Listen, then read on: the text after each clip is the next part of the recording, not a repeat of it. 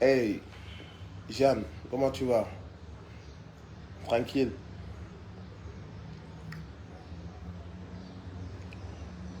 Sunibo, I'm good. And you? Aligay, what's up, bro? Servo Manuel. Salut, patriote. Jaajëf. Seren Ndiaye, maa lay show love. Vieux say. Big up.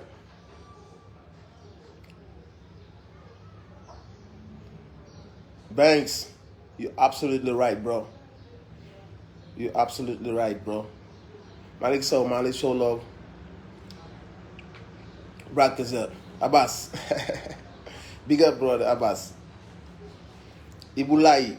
my brother. maa lay show love, boy. Amadou Sow. Dinaa xool message bi booy après. Dinaa ko xool après.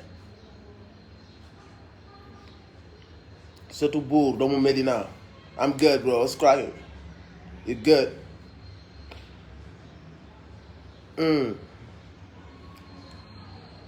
Sant yàlla rek la famille maa leen di nuyu maa leen di ziar yéen ñëpp j'espère que yéen a ngi am jàmm. Baba Diaw Malick Sow yéen ñëpp maa leen di show love yéen ñëpp Malick Ndaw Issa Faye ñëpp quoi. yee su ma jaarul ci tur yeeg yëpp As Gay toppal fële yow tamit xanaa dañ laa yónni ci man As toppal fële toi aussi. Wade maa lay ziar Wade Dame maa ngi delloo ziar maa ngi waaye gars yi damay kaañoo ci wax boobu noonu mais du ma leen faale. Cheikhul Khadim ñu ngi lay ziar sunu sëriñ ñu ngi lay ziar bu wér maa ngi maa ngi delloo ziar bro. Yeah. Maman Ndoye maa lay show love man maa lay show love for real. Dame Ndiaye maa négg sama gars yi bàyyi leen kaañ bi nag bàyyi leen kaañ bi gars yi parfois dañu bëgg di ma kaañoo ci maa ngi delloo ziar maa négg mais yéen ñëpp maa leen di ziar maa leen di show love.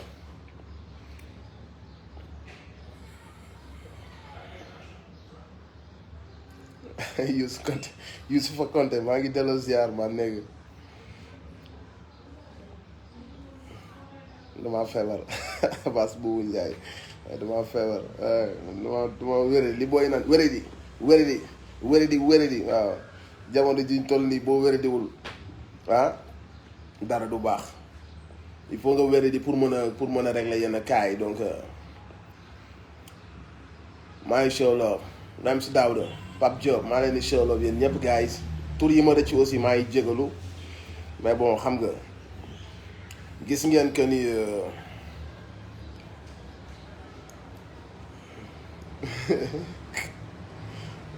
El Hadj Mamadou waaye gis nga xoolal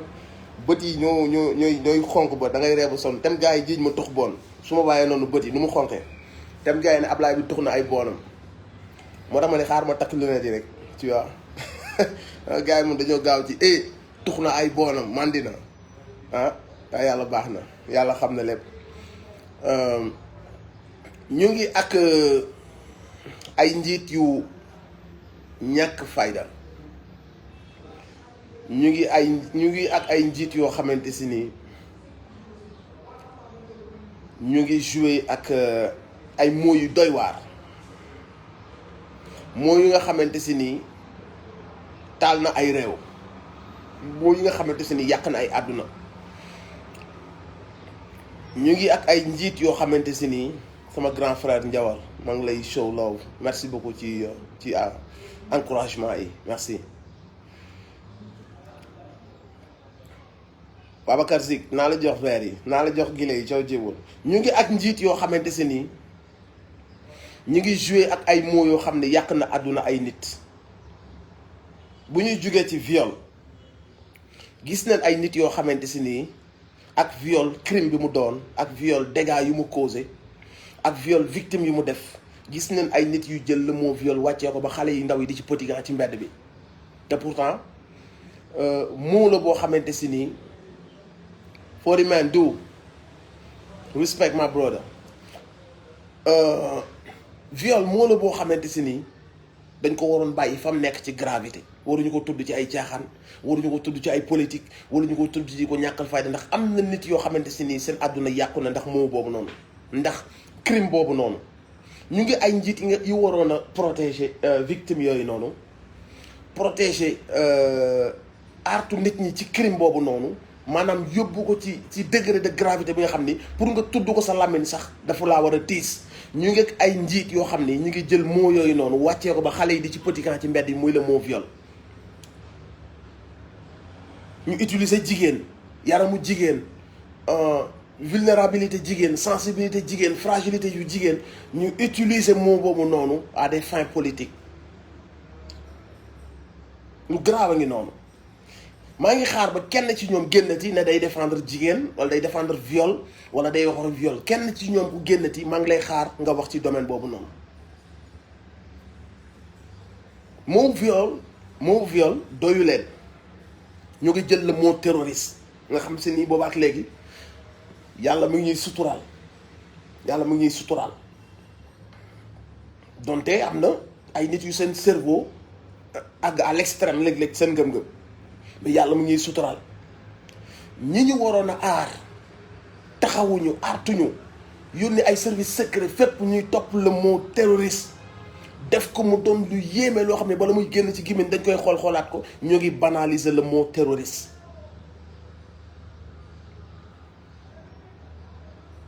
ñu ngi banaliser le mot terroriste di ko tudd dans le seul but de défendre ñoom seen camp seen nguur seen toogaay.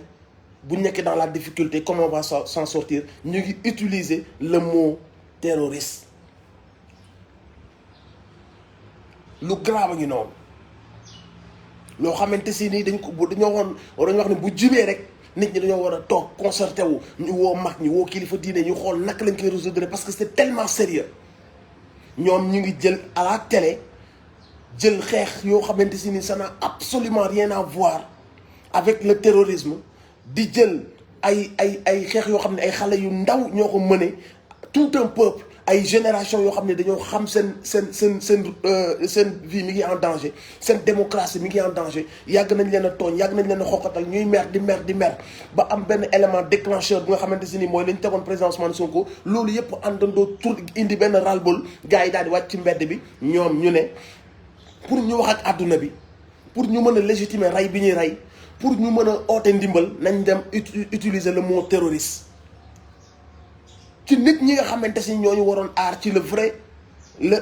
crime boobu vrai activité boobu noonu nit ñi ñu ci waroon a aar ñoo dem utiliser mot boobu noonu di ko politiquer di ko def signal waa adduna bi bu nga xamante si nii sax tey jii ñi bëggoon a ñëw Sénégal tourisme wala ñi fi bëggoon ñëw investir sax léegi dañ koy ragal parce que ñu ngi fiy dégg le mot terroriste. te kat yàlla suturaal nañu ñun yàlla suturaal nañu bu nga xamante si nii nekkul ne dañoo gën ñeneen ñi wala dara mais yàlla suturaal nañu ñu ngi ko ci sant bu baax mais juste pour wan leen que ni à quel point la nit ñooñu nekk des égoïstes pour défendre seen ay mbir jaral na leen ñoom ñu utiliser les mots les plus graves mettre ko au devant de la scène et c'est très grave te kat ñun ñii lañ dénk suñu lépp suñu lépp ñoom lañ ko dénk suñu kaaraange suñu big bi ñoom ñoo ko yor luñ signé mooy am ñi ñu ko dénk ñoom ñoo wëlbatiku nekk des amateurs des gens yu légers tellement légers dans leurs arguments dans leur façon de faire dafa mel ne il ne mesure même pas fi àdduna toll ak les mots yi ñu utiliser ak concept yooyu ñu utiliser xamuñu sax fi mu ñu mën a yóbbu ëllëg parce que ce mot là à force que ñu koy citer di ko citer les gens vont se l'approprier commencer gis seen bopp ku mer sax léegi waroon na xeex de manière normale da ngay sa xel day dem ci mot terroriste parce que ñoom ñi ngi commencer di ñu familiariser ak mot boobu noonu dans le seul but de défendre cette situation fi ñu toll nii dans le seul but de déstabiliser xeex légitime bi jeunes yi doon xeex dans le seul but de ñoom boole ñoo ko adduna bi nekkat en position de force jaral na leen ñu dem jël ay mots yu grave noonu teg ko au devant de l'actualité le mot terroriste. Joe Biden, Joe, I'm talking to you, Joe. This is me, killer. Joe, our government, they lying to you. There is no terrorist. There is no fucking terrorist, Joe. Don't listen to this nigga.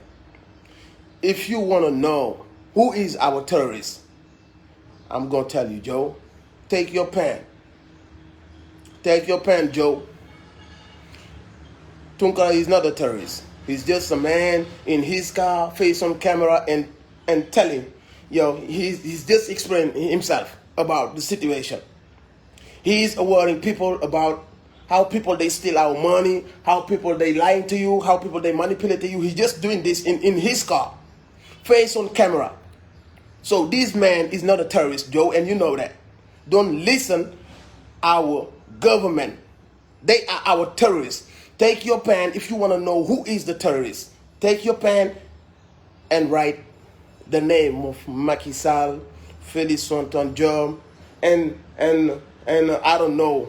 some of this nervy. I don't know how to call it in English, the nervy. And the prefect who come just like, they ask Usman Sonko to go see the judge. And his way to go to see the judge, we see the prefect coming like, hey man, you're not going in this way. You go in that way. And that way the prefect asked to President Usman Sonko to go. There was a lot of nervy with the Mbolde, with the weapons waiting to Usman Sonko. Listen, Joe. And Usman Sonko was just like, no, I'm going on this way. This is my way to go to the judge. And they say, no, we don't want this. We don't want to see him with a lot of people behind him. We don't want to see this. Ask him to go in another way. In this another way, there was a lot of nervy with this fucking Balde, this fucking weapons and waiting to the President Usman Sonko. Don't let these people lying to you, Joe. There is no fucking terrorist here. You know what is terrorist, Joe. You're a smart guy. You know what I'm saying? And that's the situation. They just lying to you. This man, he's just clowning in his car. You never see a terrorist in his car, face on camera, and saying, I'm going to kill this one, and this one, and this one. We have a list. We're going to kill this. This is a joke, man. This is a stupidity. So, Joe, don't let these people lying to you. Man, this is bullshit, man. And you know that. Let this man free and go see his family. He is not a terrorist. We know our terrorist. Our terrorist is killing our young brothers here in Senegal. And you know that, Joe. Don't let these people lying to you. We know who is our terrorist. This man, he's just clowning in his car. And saying, face on camera, I'm telling you, you never see in your life a terrorist in his camera and saying, I'm going to kill this one, I'm going to kill this one, we already killed the world, we have a big organization, patati patata. This is bullshit. This is clowning. Everybody know this is just clowning. So, these niggas, our government, they take it like personnel to kill this man and say like, as they do to Assane Diouf, like we're gonna say to the government of America, like, this man is a terrorist, man. This man, just they want you to deport him, and they go kill him, like they do to Assane Diouf. So don't do shit like that. This nigga is not a terrorist. I'm telling you, you know what is terrorist and who's not a terrorist. This man was just clowning in his car. You never see a terrorist like that. So ask our government. Joe, ask our government, the energy they put to lie about this man, ask them to take the energy to fix our problem here in Senegal. To stop the corruption, to stop stealing our money and being rich. Ask them to take the energy and try to help our people to wake up. They take all this energy just for one man, to kill a one man. They take all this energy just lying about him like he's a terrorist. He is not a terrorist. I'm telling you, Joe. And I'm asking you to let this man free. Joe, excuse my English, man. It's so bad, but I'm going to just express myself. I hope you understand me. So, ma del si wat suñu kalaama waaw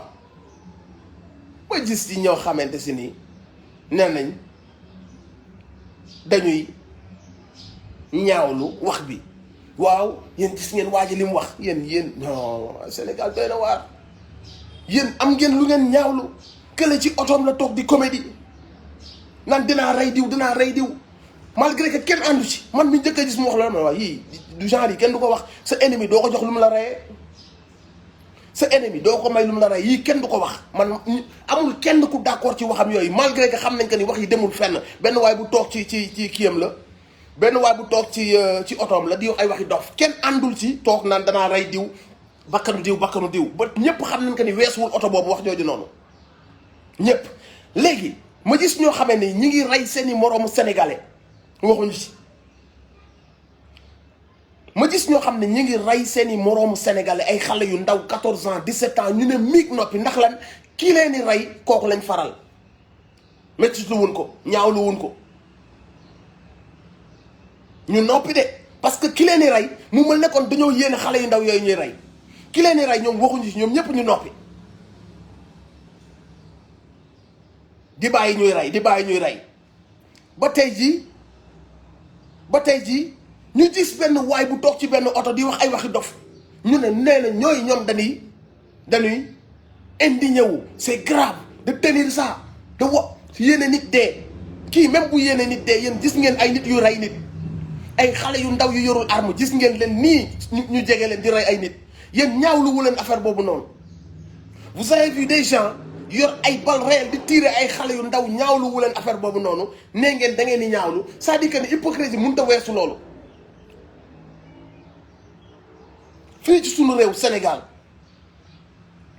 gis nañ fii ci suñu réew Sénégal ay nit ci à base de fen ñu gis parce que léegi ku doon naatable léegi leer na sa bopp gis ngeen ne ñoom ña ngay reyante seen biir ña ngay sax jiiñante kii naan yaa bind plainte bi kii naan man bind ma ko kii naan ko yaa ko yóbbu kii naan ko man 15 jours avant laa ko gis léegi waxu complot kenn waxatu ko parce que c'est avéré te pourtant seen gis yooyu ñu doon gisante seen conseil yooyu ñu doon joxante seen préparation boobu ñu doon préparé moo indi plus de 13 morts yi dee waaw ku ñaawluwul loolu war ngaa dem ñaawlu benn waay bu toog ci otom di wax ay waxi dof seen wax bi ñu doon wax noonu di essayer di gisante kii naan nañ woo ministre bi kii naan nañ ko yóbbu présidence kii naan nañ ko jox 200 millions kii naan non yow waxal lii rek bu ñu demee gendarmerie li ngay wax ma ni seen loolu ñu doon def tey jii moo waral 13 morts kan mooy terroriste bi dans tout ça kan mooy terroriste bi dans tout ça instant boobu noonu ñooñu di préparer loolu noonu tey jii ñooñu bu ñu wéetee war nañoo rus war nañoo xalaat que ni à cause de suñu démarche bi 13 Sénégalais sont morts képp ku ko yëgoon te intervenir oo képp ku ko xamoon teg ci sa bët xam ne lii complot la te taxawoo dénoncé ko képp ku ci jouer un rôle de près ou de loin képp ku ci joxe ay ndogal xamal ni ces 13 morts là tu as du sang bu takk ci say loxo parce que waroon nga ko mën a stoppé woo ko xamoon nga que ne y a quelque chose qui se prépare arrêté woo ko taxaw nga gis nga def sa analyse bopp nga xam ne lii ay fen la mais par loo taxaw dénoncé woo ko yow nga jàppale affaire boobu bépp journaliste bu demoon ci télé nan dëgg la waaw na dem daa war a wuji keneen ñi ci taxawoon yépp nga xamante ni xam nañ que ni lii lépp à base de mensonge la ñu téye ci seen loxo ñooñu ñëpp nañ xam que ni seeni loxo takk na direct parce que dëgg moo am ak fen yàlla ak iblis loo far gis nga man bu fekkoon ni Ousmane Sonko avec tout le respect que je lui dois avec toute l'admiration bi ma am si moom dafa def lu mu warul def bu boobaa lay doo ko xam ni yàlla laa gën a bëgg ko moom.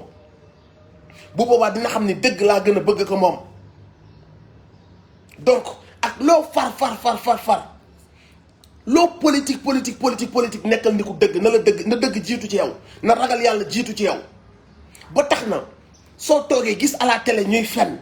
ñu créé benn histoire nga xam ne histoire bi bakkan kasee ko lal mbiru caay-caay la mbiru complot la mbiru ndëgg sërxal la. amal un peu de sincérité nga ragal yàlla nga ni lii moom bokk ci saawaay bi arrêté leen seen lii ngeen def yëfi dof la lii mën naa taal réew mi lii mën naa indi ay problème soo ko deful ëllëg yow da ngaa war a noppi. parce que noppi nga wala nga xam fen bi ba dëkk bi tàkk ba am ay nit yu ci dee. pourtant am na nit yoo xam ni préfet bi la mu def keroog sax condamné wuñ ko dañ koo bàyyi. am na nit yoo xam ni préfet bi la mu def nit ñu woo ko ne ko kaay dem wuy ji juge képp ku ñu mës a woo ci juge te ñu xam que ni ci lañ la woo dañ laa bëgg a liquider sooy dem am na démonstration de force booy dem ak lu mënta xew di nga dem wan leen que ni maa ngi dem say mbokk gunge la nga dem ba àgg nga xam si ni di nga leen wan que ni je ne suis pas seul vous allez pas me sacrifier de cette manière. ñoom ñi ñu woo ñëpp noonu lañ demee wuy ji moom ñu woo ko muy dem di wuy ci anam boobu noonu di dox di dem ca yoon ba ñu yónni préfet bi ne ko kar ko. kon tey jii bépp nit bu fi dee nañu xam que ni ka yónni préfet bi ak préfet bi ñëw daal ne tiire leen créer tension bi ne tiire leen ci journaliste yi préfet boobu bu tëddee tey war naa xam que ni 13 personnes dee na à cause de son attitude. te pourtant am na nit yoo xam ne ba tey jii condamné wuñu loolu noonu bàyyi wuñ ko mu dem wuy ji koo xamante si ni dañu woon wuy jiw ma ñu conseillé ko ay sëriñ wax ko médiation ñëw wax. mu ne d'accord maa ngi dem wuy ci biir wuy ci bi ñu xam ne bu demee affaire u dossier kase moo fay des affaire u dossier viol moo fay des ci biir wuy ci bi ñu xam ne loolu c'est trop léger ñu dem créer benn boucan boobu ñu créer tey moo indi les 13 morts. am na ñu ñuy invité à la télé ñuy wax ay waxi saytaane mais sénégalais yi dofuñu seen xel lañ yor di xalaat ak kuñ mënta indi ak costume bi nga sol lu mu rafet boo dee fen sénégalais dañ xam da ngay fen soo leen dee manipuler dinañ xam que ne da nga leen di jëm a manipuler. ndaw si di jooy di ñu jox ay leçon de morale Sénégal réewu jàmm la di patati patata te pourtant ñeneen ngi teg seen bët ci ay fen li ñu indi fii yëpp gis ngeen ko amul benn moment bu ngeen ci def benn surtout sax yéen ndaw soosu seen ay wax da doon gën a xam ba affaire bi da doon gën a créer affaire bi amul benn période bu ngeen artu sénégalais yi amul benn période bu ngeen artu sénégalais yi ne leen d'accorduma ci lii mën naa taal am réew seen ay question sax da doon gën a xam ba affaire bi tey ngeen bëgg ñoo jox ay leçon de morale nañ ñii ñaa di jooylu ba ngeen waree wax su ngeen waxoon ba ngeen fekkee ay kàcc ngeen am ragal yàlla wu ne lii ay kàcc la su ngeen waxoon yéen ñëpp bu ngeen jëloon seen ay responsabilité dès le début du ñu agsi fii ñu agsi da ngeen a gis lépp ngeen noppiwaale ko ndaw soosu di jooylu jël na benn menace mu jël fexe ba jël sant boo xamante si nii ku ko gis da koy dëkkal sud bi mu romb yim am yëpp mu romb menace yëpp daal di jël menace boobu exprès yóbbu ko ci kanamu télé bi.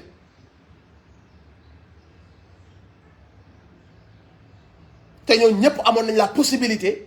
de calmer le jeu de dire la vérité de jël conscience que ni on est en train de jouer avec le feu on est en train de jouer avec le danger boo xam ni mën nañoo yóbbaale ñun ñëpp. ils ont tous été à l'abri étant avec je sais pas le pouvoir ou ñeneen seen penchant sax dafa demoon ci ñu am des réactions yoo xam ne ku leen di seetaan danga naan ñii ci lee lañ ànd parce que ci seen comportement muy ñoom muy ak yeneen ci ñoom ñu dem tey jii nii ba affaire bi dépassé fii ba mu am plus de 13 morts tey ñu ñëw ne dañuy jox ay leçons morales Sénégal dëkku jàmm la jàmm su ngeen bëggee mu am da ngeen di daw naa fekk dëkk jàmm la ñëpp xam nañ ko mais su ngeen fekkee ay fen ngeen xam bu fen yi ngeen fekk ay tooñ ngeen xam bu tooñ yi ngeen fekk ak ay complot ngeen gën ko xam mais seen waay yéen bëggu leen jàmm nañ waxante dëgg yéen su ngeen bëggoon jàmm dès le début ngeen liir mbir yi ngeen xam tenant et aboutissant yi ngeen xoolaat ngeen déglu seen bopp defal seen bopp seen analyse ngeen des yéen ak yàlla après bu boobaa di ngeen jël seen ay décision te seen décision daf leen yóbbu comme quoi que ni arrêté bàyyi leen tooñ yi bàyyi leen politique bu salté bi bàyyi leen politique de voyou bii ngeen di def politique dafa leen ko de manière noble gëm leen yàlla na ku nekk dàq wërsëgam mais dafa leen ko dans les règles de l'art yéen ñëpp su ngeen jëlee woon noonu seen position tey ñii dee duñu dee. suñu problème nous les Sénégalais c'est pas Ousmane Tounkara bi toog fële ci otoom di wax ay waxi dof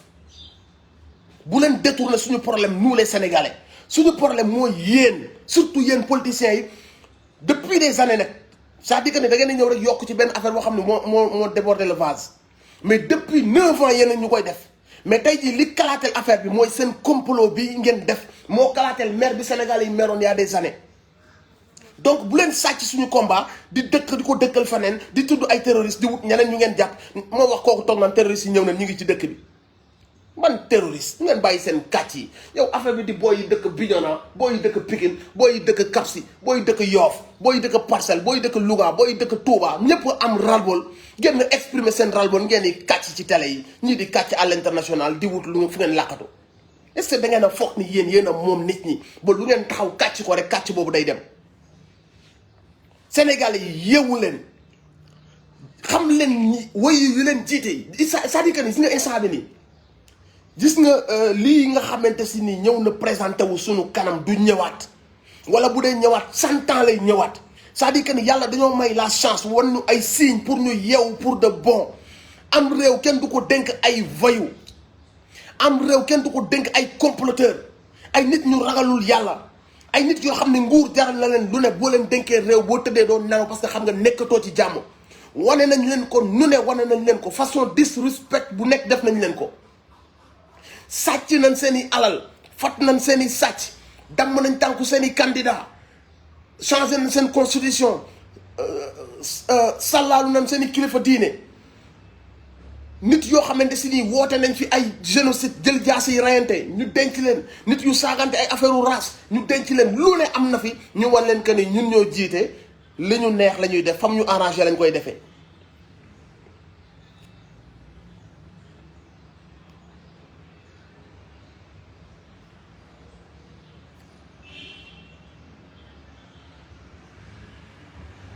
léegi ñooñu noonu lan ngeen di xaarati ci ñooñu lan ngeen di xaarati ci ñooñu c'est-à-dire que nañu waxante dëgg yàlla du wàcce nag wala mu yónni ay malaaka yàlla wan na leen signe yépp que ni su ngeen di wër seytaan ñu ngi ñii ñooy ñi leen jiite reykatu nit yi fenkat yi ñi nga xam ne seen fen yi tey moo rey suñu plus de 13 enfants yu du pays yu dee seen fen yi seen bëgg nguur seen bëgg daaneel seen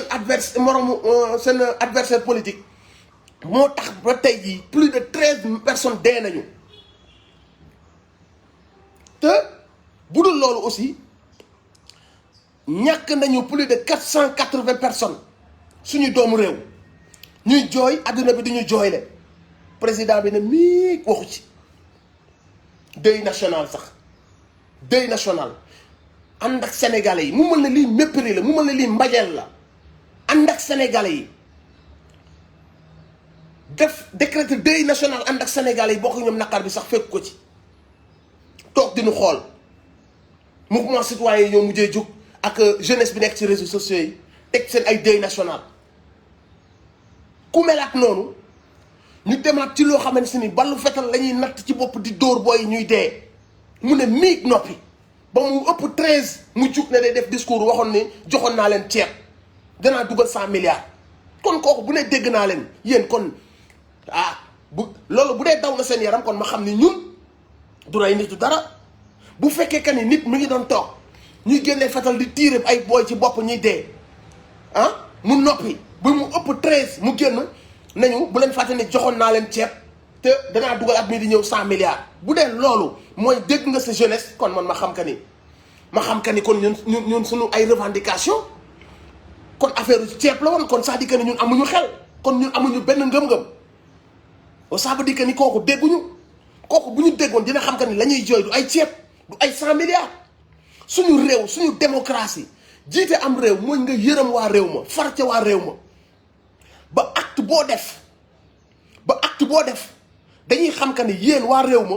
acte boo def dañuy xam que ni yow mi jiite réew mi da nga ñoo yërëm da nga ñoo bëgg yaa ngi ñuy massawu yaa ngi bëgg lien bi relation bi mun nay suñu diggante ak yow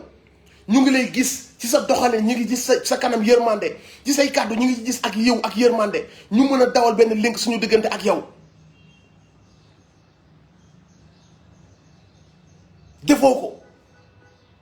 defoo ko benn yoon 9 ans defoo ko gars yi di mer di lump di denc parce que sénégalais aussi bëggul teel a jug di dajale di dee ci géej gi di dajale justice bi di def lu ko neex ñuy dajale dara doxatul njàng doxatul dara doxatul booy doxuñu dara ba noppi ñuy gis ne yéen a ngi continuer gouvernement bu sobre ngeen ñu waxoon gouvernance bu sobre ngeen ñu waxoon ñu gis que ni excès yépp ci yéen la fekk baax ku génn wax nga taf say nopp bu Farba Ngom génnee nga taf say nopp bu Mame Mbaye Niang génnee nga taf say nopp bu Abdou Mbow génnee nga taf say nopp bu Souleymane Ndéné Ndiaye génnee nga taf say nopp loolu ngeen ñu diriger pendant 9 ans dagg bopp Karim dagg bopp Khalifa Sall Sénégal yi di dajale rek ñu àgg ba ca cappaandaw ga ngeen dem seytaan nax leen ne la dina dox ngeen ànd ak Sidi Ahmed ak yeneen booy ñu gis yeneen avocat bind yeneen plainte ngeen jox ko ay conseil di ko xaalis pendant plus de xaw ma ñaata mois ngeen di préparer ne dañuy dagg bopp Ousmane Sonko di ko préparer di gisante seen biir ñaata ci yéen ñoo ko yëgoon xam nga Birima wax na Sénégal yëpp dégg nañ ko mais ñaata ci yéen ñoo yëgoon que ne yéen a ngi waajal ab complot ña ko yëgoon ñépp tey ji seen loxo yi takk na deret loolu yëpp buñ ko dajalee mu déclenché indi xeex boo xam si ni moo waral fippu mu légitime tege ci ay yoon nit ñi mën koo justifier mën koo expliquer ba ñu ñàkk ci fukki bakkan ak ñett yu jëm kaw ngeen génn ñu doon xaar ci yéen compassion ñu doon xaar ci yéen jooy ñu doon xaar ci yéen sax rangoñ yi IBK tuuroon pour waa Mali ñu doon xaar ci yéen toroxlu ginnaaw bi ngeen noppi ba ñu yaakaar ne bu ngeen ñëwee da ngeen ñuy wan vraiment ngeen ñëw daat nañu danañ dugal 100 milliards bu leen fàtte joxoon nañ leen ceeb bi waaw ñii Sénégal tuuteewul noonu Sénégal nekkewul noonu nit ku ñàkk jom Sénégal boo ko xoolee ci histoire am ak ay magam Sénégal mënut a tuutee noonu munoo def loolu Sénégalais yi muy dund loolu durant des années mu koy dund tey nga ñëw ne ko bul fàtte ne joxoon naa la ceeb temps yee am na 100 milliards yu may dugal bu jeexee ma dugalaat beneen 100 milliards bu ko defee moom mu fàtte ces 13 morts fàtte tooñ bi ngeen ko tooñ ba mu indi lii yëpp fàtte ni yii yëpp ay mbir la yu mu doon cumuler ba agsi fii fàtte que ni ay vayu ñoo ñu jiite fàtte que ni justice amatul kumba am ndey ak kumba amul ndey la fàtte que ni ñaari Sénégal ñoo am mooy ñi far ci régime ak ñi farul ci régime fàtte que ni dëgg doxul ci yoon bi mu nga dal da ngaa bëgg Sénégal yi moom mu fàtte yëpp daal di jàpp sa wax yi nga wax ñu yaakaar ni ñuy tiire nañ ay leçon ci loolu noonu d'ailleurs xalif bi am na yu mu leen wax ñuy xaar seen réponse ci loolu noonu et ñu ngi espérer ne du ngeen jànniwaat xalif bi une deuxième fois wala une énième fois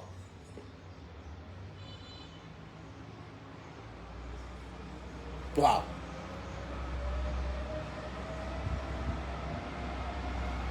jiitewu leen Sénégal ci dëgg jiitewu leen ko ci dëgg nañu waxante dëgg même ñi leen faraloon tey dañ bu fekkee ay nitu dëgg lañ dañoo war a am kersa ak gàcce parce que nit bu dee tooñ soo ci àndee ak moom yow tooñkat nga nit bu dee fen soo ci àndee ak moom yow tooñkat nga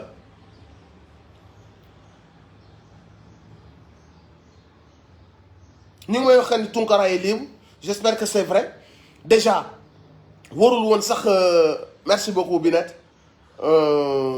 Sora merci beaucoup heureusement warul woon sax dem garde à vue mais en tout cas c'est quelqu'un qui a toujours été debout conscientisé taxawal askanam même si su fekkee kenn ci ñun d'accordul ci vidéo boobu noonu parce que aussi kuy waaj a rey nit doo taxaw ci ab vidéo naan liste bi kii laay rey kee laay rey ñun suñ liste pare na suñ organisation pare na loolu just like affaire stupidité la loolu waruñu sax waxtaan te ñi jege Tounkara xam naa dinañ ko wax que ni genre vidéo yu mel nii moom jarul def donc kooku noonu suñu état waroon na ruus sax di porter plainte ku mel noonu wala di ko dénoncer comme ni ñu defoon Assane Diouf warul woon sax dem garde à vue xeex bi du Tunkara problème mu Sénégalais yi ce n'est pas Tunkara problème yi mooy ñi rey sunu 13 rakk yi c'est ça notre problème te tout est parti d'un grand mensonge organisé durant des mois voire des années ñi ko dégg ñëpp ànd ci ñi ko dégg ñëpp xam ko journalistes yi ci jàpp politiciens yi ci jàpp ñi ca toog ñëpp di ci sànni seen kàddu pour affaire bi gën a xam ñooñu ñëpp tey bu ñu tëddee dinañ xam que ni am nañ plus de 13 morts ci seen conscience.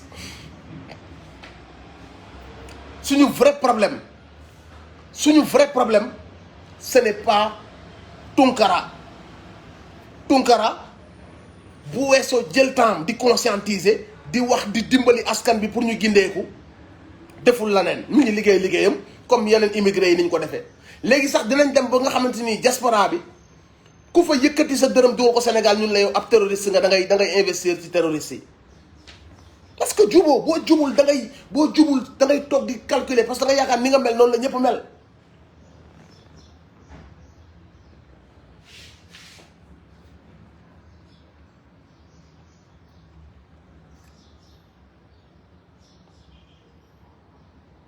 terroriste mooy lan terroriste yéen viol foowee ngeen viol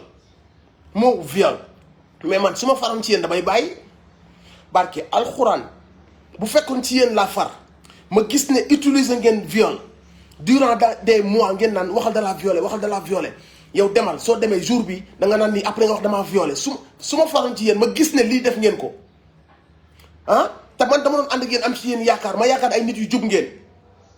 ma gis que ne nit bu violé woon te muy dëgg dañoo war a dagg bopp bi parce que jigéen kenn du ko violé jigéen kenn du ko sax gëdd ba koy dóor waxuma laaj nag sàkk ko nga xam ne amul lu gën a rëy boppam nga këf ko ci moom yàq addunaam képp ku ko def dañoo war a dagg sa bopp ak sa baat yéen ngeen ni nañ jël crime boobu nan ko waxal da la violé yow da ngay bàyyi ba jour bi dégg ngeen Birima li mu wax à la télé dégg ngeen li keneen ki wax keroog nee na Adji Sarr ñëwoon na ay jours avant loolu ci cabinet mu conseillé ko yéen a ngi dégg kii ne yow yaa bind plainte bi kële ne man maa bind plainte bi donc pour vous dire viol nu mu grave amoon na ay nit yoo xam ne ñi ngi woon toog seen biir durant des mois voire des années di préparer loolu te jeexital bi yëpp mooy nan utiliser crime boobu viol nañ wàññi at yi bu ko defee mineur lay nekk viol sur mineur lay doon. man su ma faroon ci yéen gis ne manigance yi yëpp def ngeen ko ba mu jur plus de 13 morts barke alxuraan dama leen di bàyyi des ak yàlla man ruus naa ànd ci yenn yi parce que man suñu borom kase man damay sóor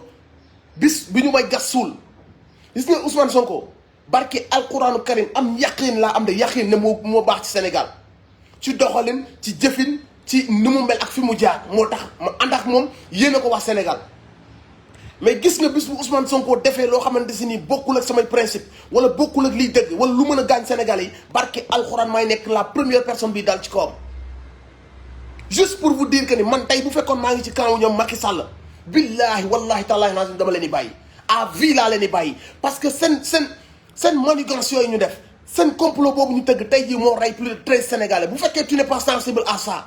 nga gis ko ba noppi ci di publier yeneen di wax ci yeneen. nga bàyyi bañ wax la Tunkara est un terroriste nga ñëw naan waaw parole yi dafa ñaaw naka la nit war a waxee parole yi ci kanamu caméra naka la nit di defee li ci kanamu caméra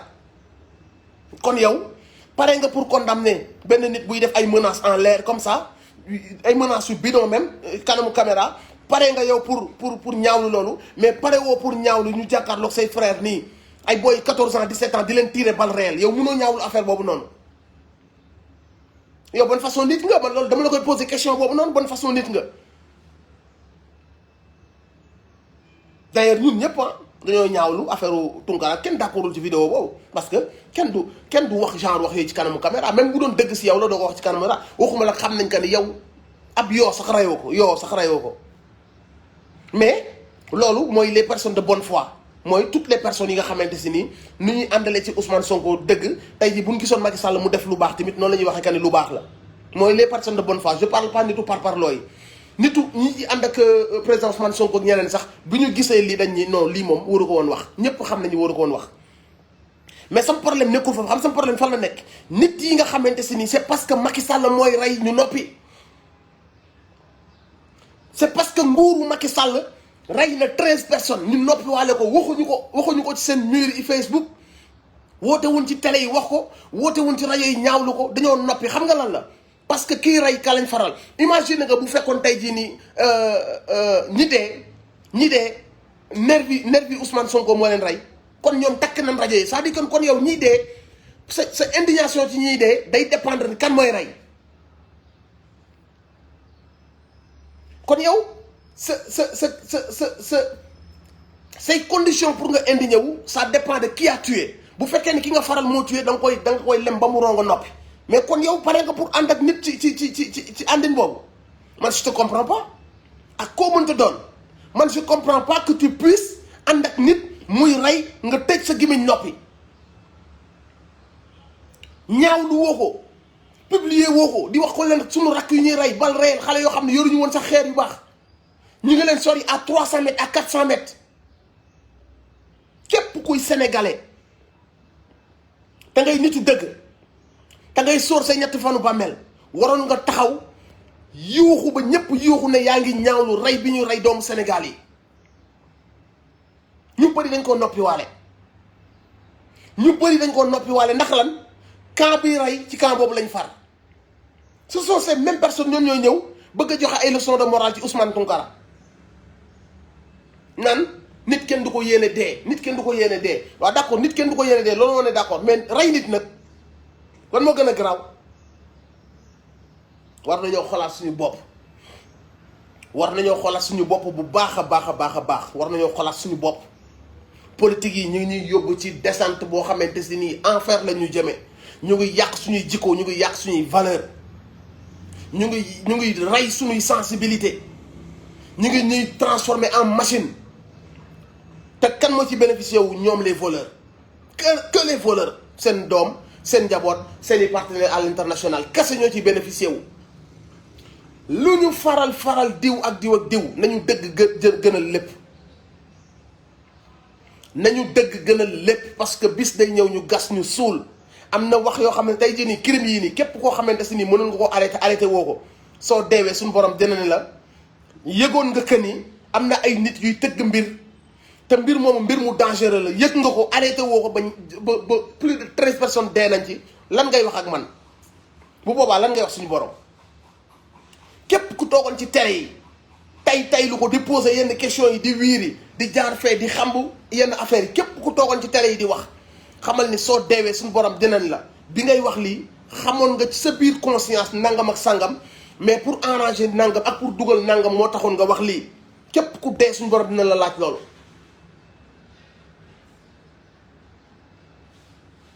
donc nañuy di bàyyi xel suñu bisu dee suñu ñetti fanu bàmmeel politiciens yi lu ñu leen bëgg-bëgg waruñu ñoo gënal suñu bopp waruñu ñoo gënal yàlla nañu bàyyi di ànd ci naaféq nañu bàyyi di gis ay tooñ sëgg ko tooñ yooyu nit yi tooñ tey moo rey plus de 13 personnes na ngeen koy fàttali nanu bàyyi di ñuy wax ay waxu terroriste nañu bàyyi seen kàcc yooyu ñuy wax fii terroriste amu fi xam leen bu baax que ni fii soulèvement populaire bi fi am c'est justifié durant plus de 9 ans 70 ans sax laay wax mais ñu gën ko accentuer ci 9 ans yi ñu weesu ras-le-bol général boobu noonu tooñ yi ngeen daan tooñ muy jàll muñ yi nit yi daan muñ ba mënatuñoo muñ loolu lépp moo exploser la situation arrêtez de mentir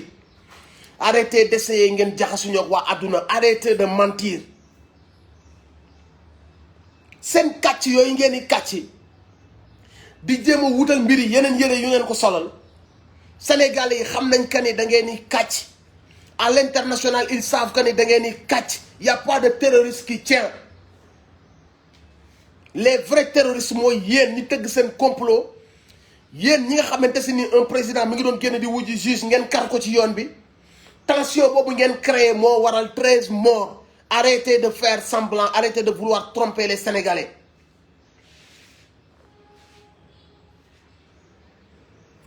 arrêtez de vouloir tromper les Sénégalais yi xam nañ bu baax lu xew da ngeen a jànni seeni kilifa diine ñu wax leen déggu leen ñu ne leen arrêté leen mbir mi mën ngeen koo arrêté ngeen dem lay fa ne agsiwul ci ñun ngeen ñu ne leen bu agsee ci yéen na ngeen fexe ba mu yem fa ngeen mënoon cee jouer ay rôle d'apaisement mais ngeen xalaat que ne l'occasion est trop belle pour que ñu bàyyi mu jàll ba tax na déggu leen waxu xalif bi ñàkk a dégg boobu ngeen ñàkk a dégg waxu xalif bi PV yi génn Sénégalais yi ils se sont fait leur propre idée ils se sont fait justice par eux-mêmes parce que Sénégalais yi yow 98% xam nañ ne lii ay tappale la mais comme l'occasion était trop belle vous avez foncé dessus ne nañ def lii après ñu yokk ci charge bi nii yokk ci participation à une manifestation non autorisée ñu wax ngeen ni décret daa am décret ñaata manifestation ñaata événement ñoo am ci biir Covid bi yu ngeen xam ne da ngeen mujj noppi ñaata événement yoo xam ne ngeen noppi xanaa kon cortège boobu ngeen ñemee cortège bi nga xam si ni diggante Mermoz ak fii juge bi matul sax 1 heure de temps naa fekk weesuwul ngeen ni non décret bi day tere nangam ak sàngam jamono bi sénégalais yi sonn jamono bi sénégalais yi xiif jamono bi liggéey amatul jamono bi couvre-feu bi yàq sénégalais yi ñu nekk à terre jamono boobu le président bi toog na day fêter anniversaire am waykat bi ñëw di ko way mu toog comme benn buur c'est indécent de faire la fête de fêter des anniversaires de woo waykat ñu lay wayal jamono bi Sénégal yépp repeeloo genoux à terre amuñu lu ñu lekk amuñu lu ñu naan ñu leen di tëj seen kër yi à 17h à ce moment même président mi ngi def anniversaire woo ay nitam ñu def seen organisation li ñuy tere nit ñi ñu koy def ñoom ñu woote ñoom ñu dajaloo di ko def waykat bi ñëw di leen way donc ngeen nañu ki nekkoon ci otom doon wuji juge bi dafa def bokk ci manifestation non autorisée nangam sangam alors que bu ngeen ko bàyyi woon 30 minutes après toog na ak juge bi wax na li mu koy wax ba ñibbi waat këram assumez vos responsabilités arrêtez de prendre les Sénégalais pour des cons vous avez merdé et votre attitude a causé plus de 13 morts képp ku ci joxe décision képp ku ci obéir ay décisions yoo xam ne baaxul képp ku ci intervenir eh bien xam leen que ni y a des gens seen mère personnelle bi ñu mere président Ousmane Sonko comme ay procureur ak yooyu ak ay yenn juges yi seen mère personnelle bi ñoom daal dañuy utiliser dundu Sénégalais yi bakkanu Sénégalais yi xaalisu Sénégalais yi institution Sénégalais yi pour faj seen mère personnelle ci benn nit waaw di mattatu non bàyyil bu yow bu fekkee procureur bu fekkee da ngaa mere Ousmane Sonko mais kar ko buy dem place di entraîner ji like man to man face to face nga defal ko bagage wala mu defal la bagage parce que là c'est personnel ça n'engage pas nos vies kar ko ngeen defante bagage foofu noonu parce que là entre góor ak góor la da nga ko mer yow sa haine c'est personnel mais c'est pas parce que yow da nga koo mere personnel que da ngay utiliser doole Sénégalais yi bakkanu Sénégalais yi institution bi Sénégalais yi di fay parce que da ngaa mere Ablaye bi bopp bi rek laa doon xaar pour dagg ko occasion bi du ma jàll mu bàyyi ba ngeen dem foncer ci affaire boobu noonu moo ñuy dugal ci chaos bi ñu nekk ni mais assumez vos responsabilités votre haine personnelle mais dem leen ngeen régler ko de manière personnelle comme góor ak góor nu ñuy régler seen problème ngeen mbëkkante ngeen ko yow mën nga doon waxal yow ngeen dajee ci plage bi ngeen ku mën sa morom def ko jabaram mais tapet weesuwul nga làqatu ci ginnaaw police kii làqatu ci ginnaaw préfet keneen làqatu ci ginnaaw ngeen jàpp leen ko day reewantu day jéem a jaay kii yoree ba wëlbati leen ko bu mu jaar fii dëbb leen ko come on man Sénégalais yi sonn dañoo xiif dañoo tal ñun genre xeex yooyu booy wàcc mbedd bi yépp a sonn ñu wàcc ci mbedd bi dañoo sonn taluñu manifester lekk ñu naanuñu seen waajur la ñu bëgg a dimbali ral boobu noonu ñu doon dajale moo waral keroog ñëpp àndandoo wàcce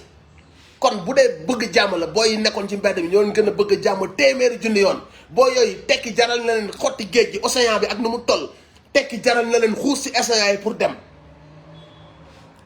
xam nga lu ma lay wax boo yooyu ñoo leen gën a bëgg a jàmm gën leen a bëgg a tekki gën leen a bëgg a dimbali seen i waajur kon bu ñu wàccee ci mbedd bi c'est parce que ils étaient dos au mur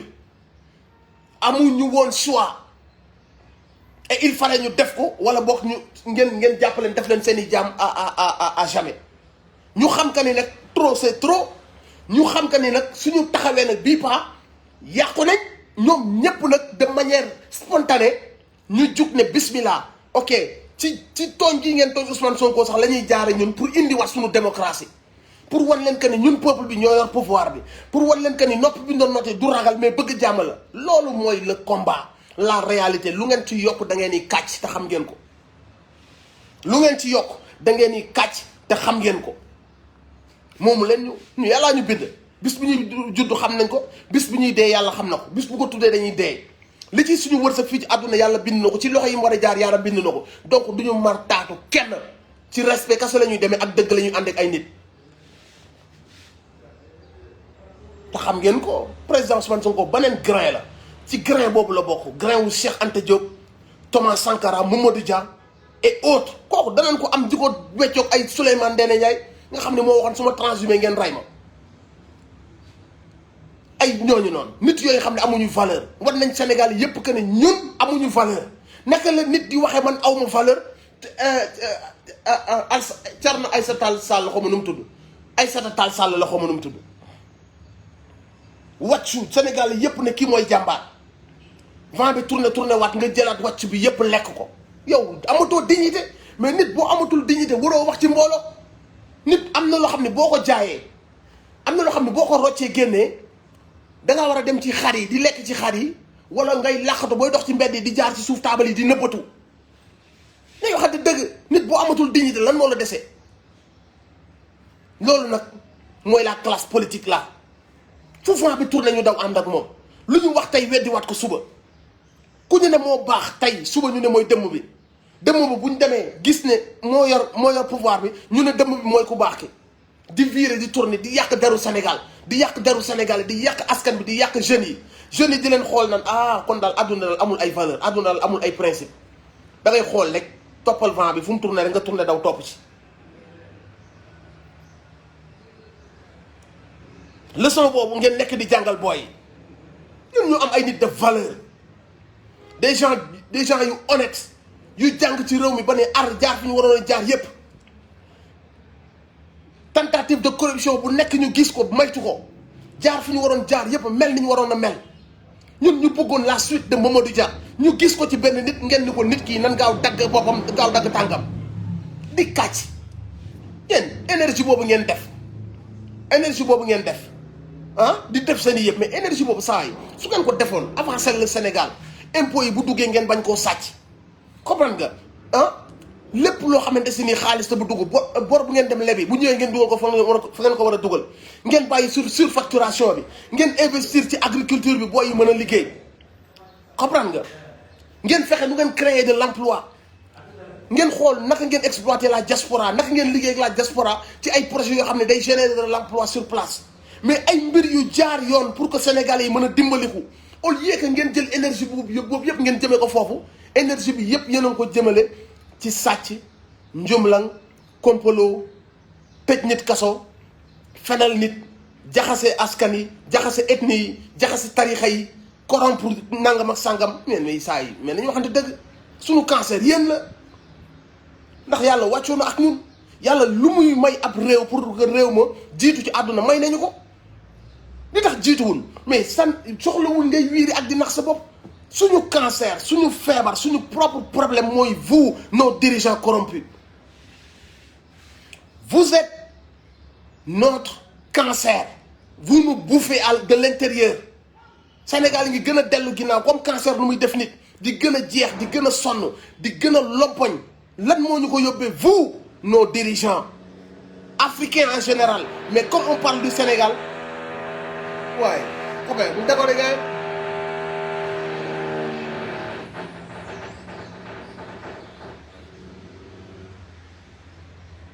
yéen a ko yóbbee donc bu ñu ñàkk fayda ay nit toog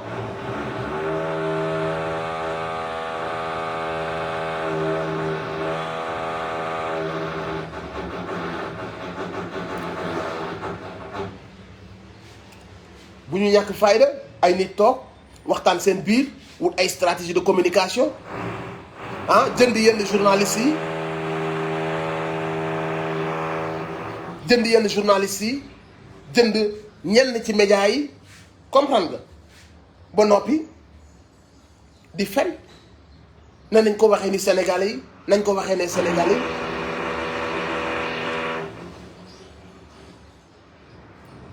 buñ ko waxee ni dinañ leen nax buñ ko waxee ni dinañ ñu gëm Sénégalais yomb nañoo nax nan ko jaar fii nan ko jaar fee waaw kooku waa ji kay war na bàyyi layam yi layam yi nii xam nga ku ko yónni mu ñëw di indi bruit bi nii gars xam naa ñi ko yónni layam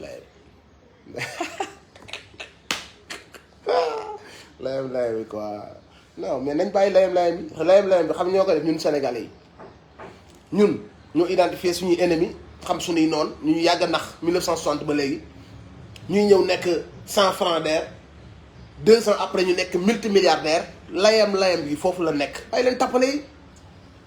tappale yi mooy da ngay xool nit mu sàcc sa alal ñëw di la ci compal nga naan ko jërëjëf yaa baax ak a baax day maye te lim lay may lépp ci yow la ko sàcce layam weesuwul loolu bàyyi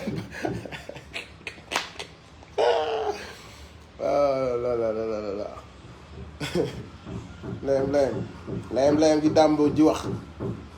ñun ci lañ dëkk 70 ans ngi nii ñuy layam 70 ans ñu jàkk layam mais loolu dafa gën a grave quoi bi lay xaw ma nit parfois nga dégg gars yi naan la non mais ayez un peu de respect parce que budul dara ban respect nit ku la respecté wul sa ennemi ku lay gaañ kuy yàq say hôpitaux yàq sa njàng di defar ba su doomam ay doomam dëkk ci ay palais lañ dëkk Los Angeles ak feneen kooku ban respect ngay am ci moom sax nga naafeq li nga nit bu complexé da ngay dem ba même sa noon sa bourreau ah da ngay mujjee y a des esclaves yoo xam ni maa ngi leen di masawu mais am na ci ñoo xam ne dañoo dem sax ba dañoo mujjee français ni ay maître bëgg seen maître lañ gën a bëgg sax seen borom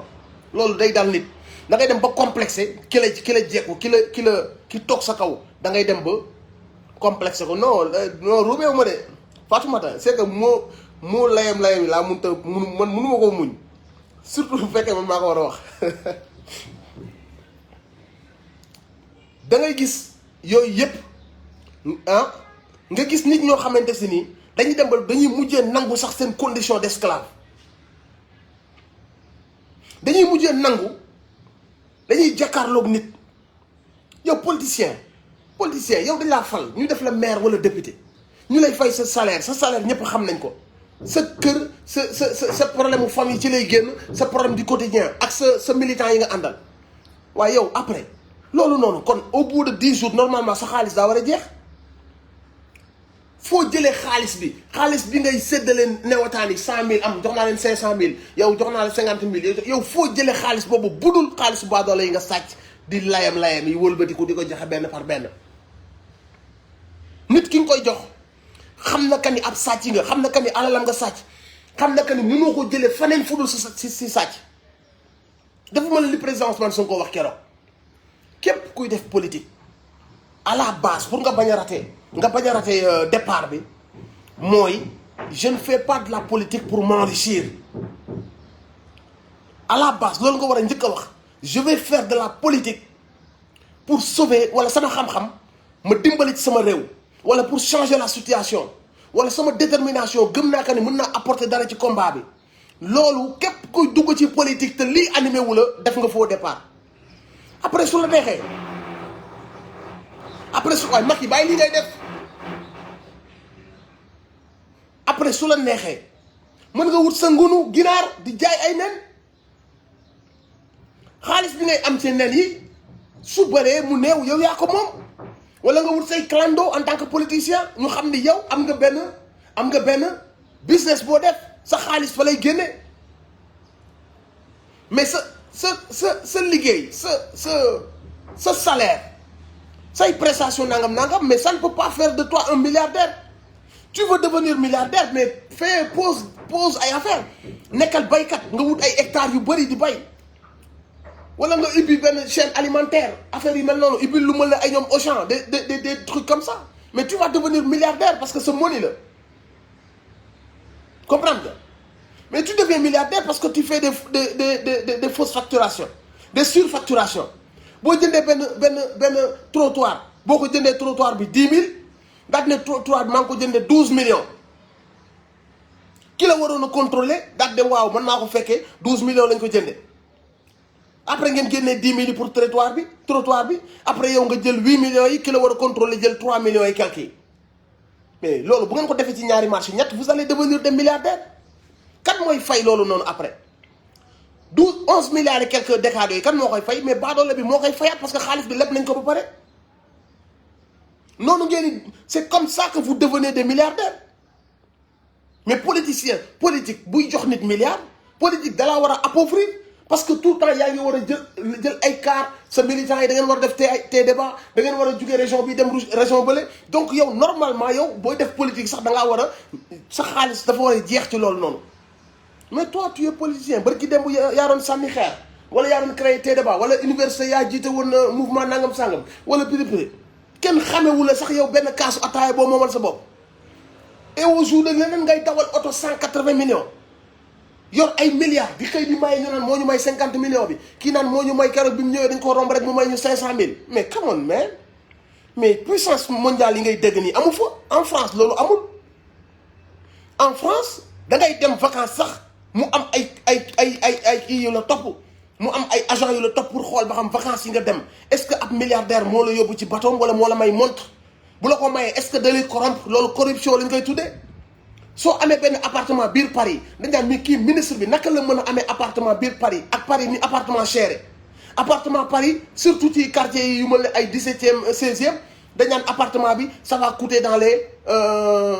à peu près dans les 600 000 euros 400 000 euros après ñu ne waa ministre bi fan la jëlee 400 000 euros fan la jëlee 200 000 euros ñu dem enquête si yow ñu dem xool ba xam que ni yow soit tu es corrompu wala soit xaalis bi c'est justifié da nga am benn business bu la ko may ñu lay doog a may jàmm mais yow gis nga Sénégal ay maxër yi bërki dem ay maxër yi tey jii tay Canada dañ naan la am nañ fa ngan di appart wala ñun la seen doom yi ñu ngi jàng Los Angeles hôtel bii lañ dëkk wala appartement bii lañ dëkk ñoom ñoo ko moom oto bii la ñuy dawal mais fan lañ ko jëlee Fall Ndiaga fan lañ jëlee xaalis boobu noonu fan lañ ko jëlee mais sa xaalis la mais lu tax nga dem ba bàyyeeku ci affaire boobu noonu lu tax nga dem ba war a nekk un fataliste mooy affaire yi daal am na rek am na quoi nga bàyyeeku comme benn esclave bu mujjee nangu ne maître nangu naa yaama moom góor gi sama sëriñ maa ngi lay ziar bu wér a wér lu tax yow nga dem ba war a nangu loolu bàyyeeku rek nangu ndax ne ok d'accord yow daal xam naa ne ab sàcc nga dégg naa la ak ay milliards yu dul jeex mais comme yaa ngi ma ci compal rek nit ku baax nga comme yaa ngi ma ci compal rek naa la gërëm yow daal ku baax nga boo lëgee naa la votel wala soo ma woowee dinaa ñëw sa meeting ba danaa ko feesal jox ma t-shirt lu yel ñu kaar jox ñu sandwich jox ñu 5000 ku nekk 10 000 mais ba kañ ci loolu lañ bëgg a yar suñuy doom ci loolu lañ bëgg a yar suñuy doom est-ce que message boobu la ñuy transférer ñun suñuy doom est-ce que image boobu lañ bëgg suñuy doom ñu màgg ci ñun bu ñu jëlul suñu ay responsabilités dès maintenant qu'on change la donne que la politique devienne mbir mu sell mbir mu noble mbir moo xamante ni dañ koy def pour soppi situation bu jëm ca kanam ñun buñ ko defarul léegi nii dañuy bàyyi terrain bu bordel bi pour suñuy doom ak ñi ñu jiite ak seen i lobby yi nekk seen ginnaaw te lobby yi nag xam ngeen leen de xam ngeen yenn lobby nekk seen i ginnaaw xam ngeen lan moo tax ci yenn discours yi ñu ciy tudd yenn termes yi xam ngeen lan moo tax ci yenn occasion yu symbolique yi ñu ciy tapp yenn insignes yi loolu yëpp xam ngeen ko c'est-à-dire que ni on fait semblant rek wala ñu ragale xool la réalité. Maintenant on est face à l'histoire on est face à un tournant déterminant de notre avenir et de celui de nos enfants et petits-fils yu war a ñëw mais nañ xool léegi ndax dañuy jël suñuy responsabilité wala dañuy fuir est-ce qu'on va être lâche bàyyeeku wala on va prendre notre responsabilité wane le vrai type de Sénégalais parce que le vrai type de Sénégalais s'il tire sa source de Mame Limamou Laye de Cheikh Ahmadou Bamba de Mame El Hadji Malick de El Hadji Omar Foutiyou Tall de Cheikh Anta Diop et autres tirer sa source de là-bas mooy gën ci àdduna bi mooy gën a yeewu mooy gën a gore mooy ëpp dignité kenn du ko manipuler kenn du ko dugal ci ay caaxaan su nangoo assumer nag laa wax su nangoo assumer li mu doon su ko nangoo assumer maanaam ci l'élite lay bokk àdduna bu ko nangoo assumer il fera partie de l'élite des gens les plus intelligents de cette planète et seen société mooy nekk société bi gën a intelligente bi gën a ñaw bi gën a mat ci société yi am ci àdduna bi bu nangoo assumer qui il est réellement. Maintenant bu fekkee nag dañoo bëgg a démissionner bàyyeeku bàyyi ay Abdou Mbow ñu taxaw suñu dëgg bopp Yakham Mbaye Souleymane Jules Diop et qui d'autre donnez-moi des noms parce que man xam nga sama cerveau bi day bañ a jàpp seeni tur ñooñu de nee na ñooñu jiite réew moo xamante si nii suñ xalif généraux yi yàlla leen fi yàlla yàggal ak seeni njaboot ñu ngi fi ñu ne la ci bopp réew moomu noonu des traîtres comme Abdou Latif Coulibaly Souleymane Jules Diop ñoo fa nekk. Birima jàpp ci waay ku baax añaguma kan moo fi tudd Birima Lamine bul de ko ne waay mere naa la yow Cheikh Kouyaté lim leen sortez les noms vous allez voir ngeen ñooñu jiite waaw gis nga Jeanne El Hadj Diouf yaa xam cité des noms di ngeen gis élite bi ah Mamadou Sy ban Tunkara non boobu bal leen ma de réseau bi moo dawoon Moustapha Niasse waaw Moustapha Niasse il a 4 siècles Moustapha Niasse Idrissa Idriss Seck mais non kan moo wax Idriss Seck Mohamed Niang yaa ngi déconné nag mais je vous parle de l'élite laa wax ñi ñu jiitee nit ñi nga xam ne ñoo ñu war a jëmale kanam ngeen ma dimbali leen ma wax leen ma waaye yéen tamit da ngeen déconné du ñuy waay Mbaye Prodac non yaa xam mais yéen tamit Sénégal réew mu mag moomu mun leen maa génneel ay nit yu ko jiite Mamour Diallo oh mais c'est dangereux ce que vous êtes en train de faire les amis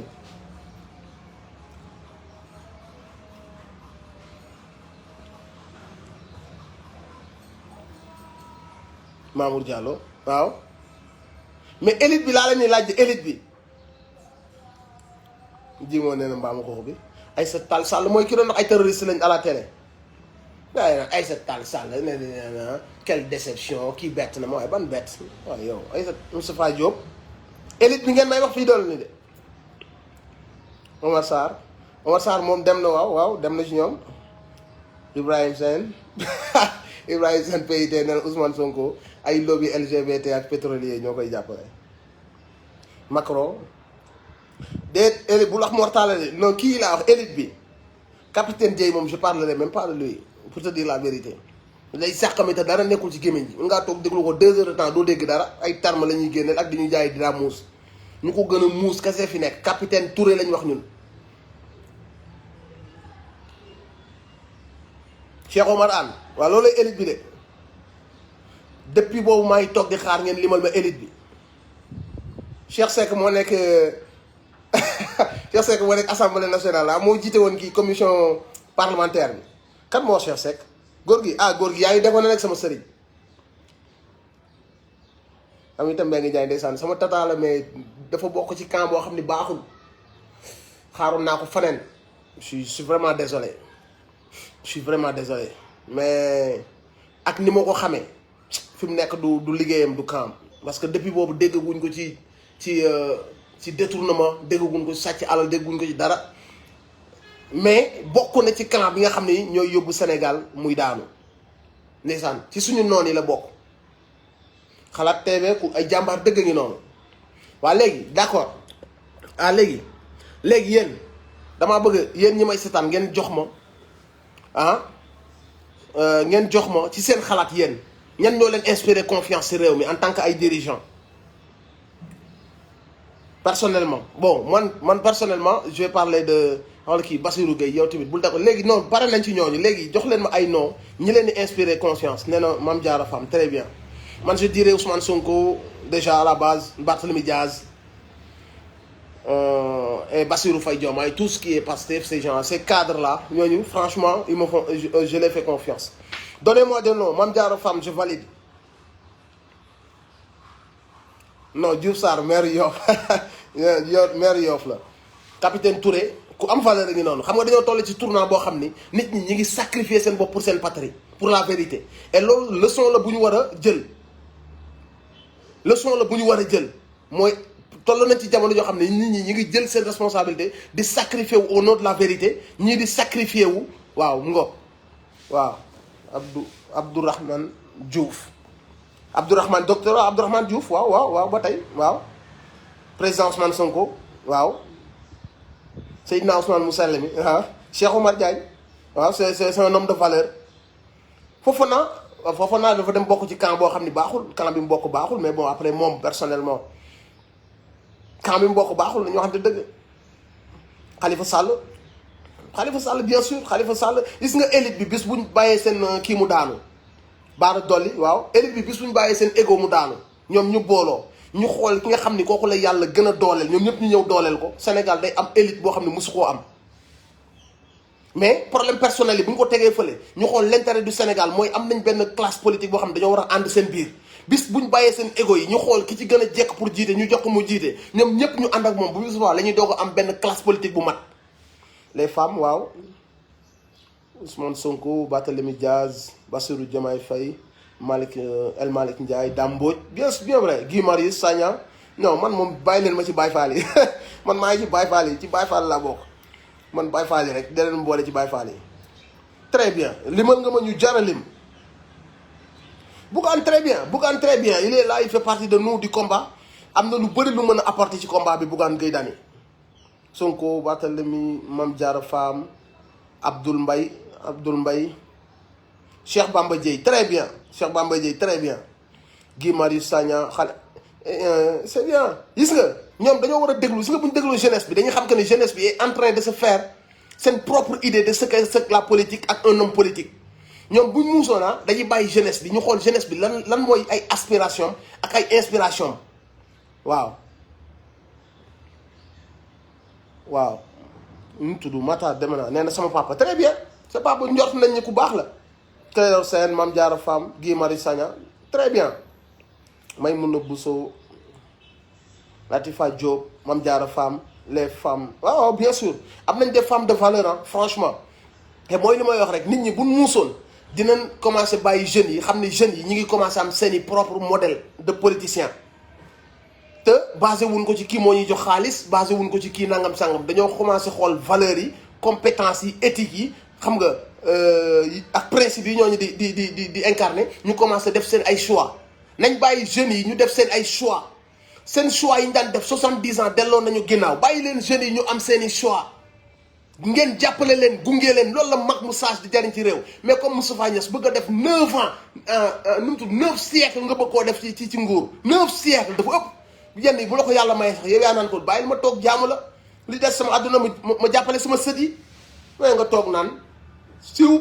plaît dégguma ko sama yuur s'il vous plaît attends à un moment donné aussi bokk na ci sagesse nga démissionné bokk na ci sagesse nga ni doy na bokk na ci sagesse nga ni xaaral ñu xajal xale yi loolu day jox xale yi confiance day tax booy yi bëgg teel a nekk ministre teel a nekk député teel a nekk directeur à 23 ans ñu xam que ne ñoom mën nañ jiite réew mi booy yi commencé am confiance ci seen bopp mais waaw baal ma continuer lim sax kenn mënut a wax lépp Pape Alé Niang très bien un homme de valeur nit ku journaliste bu mag Sonko Pape Djibril Fall très bien kontaan naa si yéen de Barthélémy Diaz Bamba Dièye Guy Marius Sagna Bougane Gueye Dany très bien est-ce que xalaat ngeen doole yi yëpp bis bu ñu àndee que pour l'intérêt waxuma pour kii mooy jiite wala kii mooy jiite de mais que pour l'intérêt du pays imaginez ngeen loolu Thione Niang très bien jàmbaar dëgg la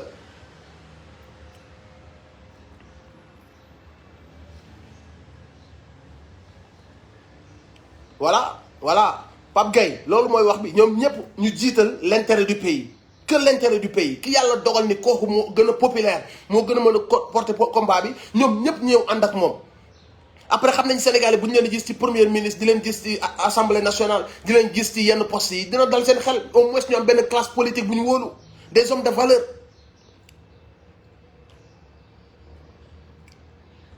Sodomu Ousmane ah Thiat un vrai patriote Thiat un homme intègre Thiat bu Y'en a marre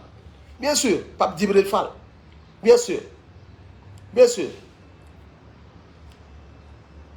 Sonko Cheikh Omar Diagne Clédor Sène Cheikh Bamba Dièye capitaine très bien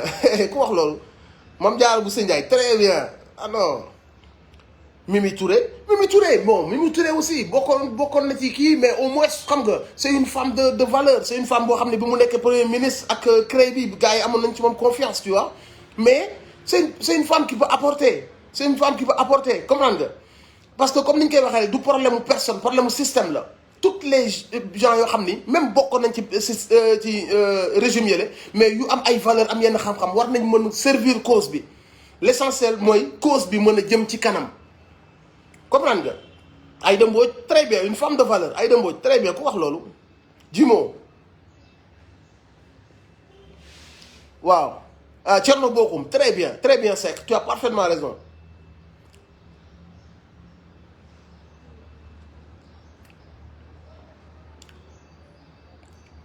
Djibi waaw Mohamed Lamine Diallo façon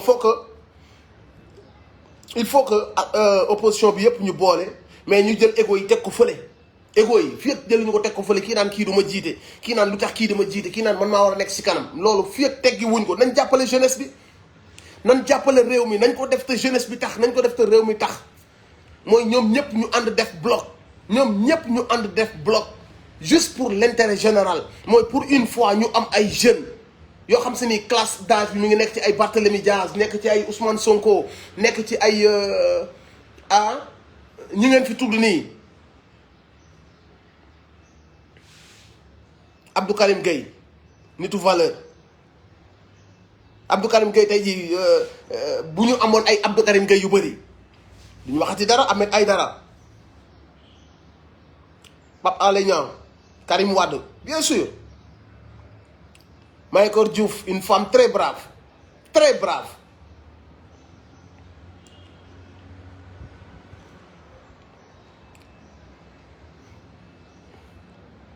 Seck mi ita très bien en tout cas bon man je suis très ravi de voir tur yi ngeen di cité fii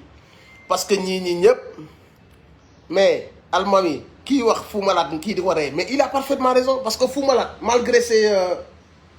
parfois c'est yenn écart yu muy def yoo xam ne kenn du ci ànd ak moom mais il est pertinent c'est un patriote Y'en a marre la bokk c'est des patriotes te il est très pertinent très Fou Malade lu mu def ci erreur moo ko tey mais nit matul nit ku nekk ak say erreur nit ku nekk ak say défaut mais dans le fond c'est quelqu'un d'engagé dans le fond mais quand il fait des erreurs les gens vont lui dire que là on n'est pas d'accord là tu as fauté mais franchement c'est quelqu'un boo xamante si nii il est très engagé te bëgg na réewam te kooku tey jii bu nekkoon assemblée dana fa génne ay idées yu pertinentes yu jëmale Sénégal kanam boo ko joxoon benn poste dana leer que ni dana jëmale poste boobu ci kanam c'est un homme de valeur Cheikh Bamba Dièye c'est un homme de valeur Mollah Morgun c'est un homme de valeur mais ñàkkuñu ko am nañ ko Babacar Touré waaw Thiat bu Y'en a marre Ahmed Aïdara non voilà Pape Djibril Fall tu vois même am na benn kii buy tourné di ñëw Moustapha Diop bu Walf un très grand journaliste Moustapha Diop bu Walf kilifa bu Y'en a marre il y a beaucoup d'hommes intègres yoo xamante si ni war nañ mën jariñ réew mi te ñooñu tey bu ñu nekkoon ci poste de responsabilité yi réew mi day changer politique bu ñu amoon bu njëkk moom la ñu war a pousser les classes boobu noonu nañ dem retraite xajal jeunes yi bis bu ñu yoree réew mi dañ ko defar parce que jeunesse sénégalaise du ay mouton comme yàlla baal yi am ci yenn dëkk yi ay jeunes lañ yoo xamante si ni seen bopp yi boo xoolee à l'image de capitaine Touré bi nga xamante si ni sacrifier na sa personne au nom de la vérité au nom de la justice muy moom ak yeneen personnes yu ko def xamal que ne jeunesse sénégalaise bis bu ñu nekkoon ci commande bi ils vont changer la donne parce que bëgg nañ seen réew te c'est des gens qui sont super intelligents Cheikh Tidiane Dièye waaw docteur Boubacar ak Cheikh Tidiane Dièye Abdou Karim Xurum Xaax très bien non mais vraiment kontaan naa quoi kontaan naa ci tur yi may liir yi yëpp man moom Baye Fall bi laa man moom maa ngi ci Baye Fall yi côté Baye Fall yi rek Ahmed Aïdara Laye Bamba dama lay bàyyi ci biir xam nga lu tax non Abdoul Mbaye Tunkara est libre alhamdulilah on espère que c'est vrai ñu ngi am yaakaar que mu nekk lu dëggu quoi parce que c'est tout sauf un terroriste. Kémi Séba pour l'Afrique Kémi Séba respect à lui franchement Kémi Séba respect à lui combat bu mag a mag lay def même combat boobu la waa Y'en a marre di def te bu jeunesse africaine bi yëpp jugee woon noonu mais donne bi changé na bu yàgg Afrique soppeeku na nañu waxante dëgg jug impliqué booy yi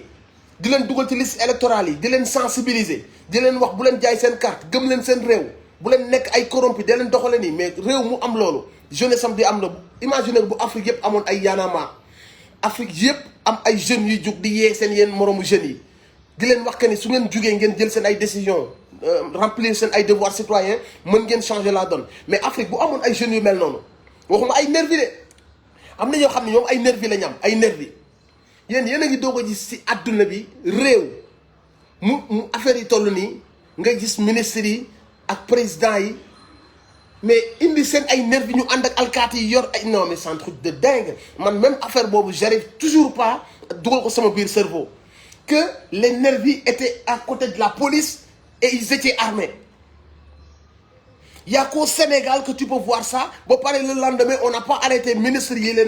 l'ont embauché. On n'a pas encore arrêté les gars, ils l'ont embauché. Nous n'est que des gens armés, nous identifions les. Et ils étaient à côté de la police. Ça a dit police. Vous qui savez, vous qui savez, nervi, des andakmom.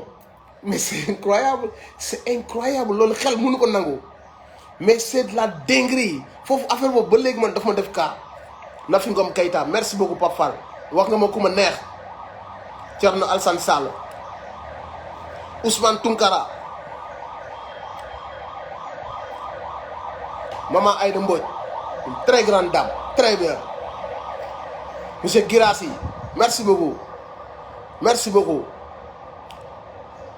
merci beaucoup Bouna Albouri monsieur Girassi un homme de valeur Laye Bamba day roubé quoi laisse tomber Gueye Ibra Imam Ndaw un homme de valeur un homme de principe un homme de vérité Imam Ndaw mais Ndeye Ndack Papa Aline mon frère mais tu as raison parce que Ndeye Ndack lu mu def c'est pas facile hein parce que à la télé nga nekk animatrice c'est plus facile nga pencher wu du côté de l'État parce que fa la favori di ñëwee te ñooñu noonu xam nga état bi di wax ay waxi mër si télé bi ñoo gën a bëgg jigéen ci àdduna bi xamal lañ leen affaire yu graaw donc boo gisee une brave dame bu bëgg réewam taxaw jël yenn position yoo xam si c'est à l'opposé de l'État kon kooku jàmbaar la donc nous saluons son engagement son courage franchement c'est une femme de valeur Ndeye Ndack Fatou Cissé Goudiaby une brave dame une femme de valeur Ndeye Khady Ndiaye une brave dame parce que aussi c'est pas facile nga lekk foo xam ni da nga koo sax luyee moo ko ñu arrêté sa liggéey sa lépp mën a yàqu au nom de la vérité au nom de la crainte en Dieu nga taxaw ci sa version ñu jox la xaalis nga bañ ñu proposer la corruption nga bañ kooku il faut être une femme de valeur pour le faire Mame Motar Gueye très bien un homme de valeur Maïmouna Dieye très bien mais non mais franchement mais je suis content si tur yi ngeen may jox nii quoi am na ci quelques-uns yu may seppi rek mais la plupart je suis content de voir tur yi ngeen may proposer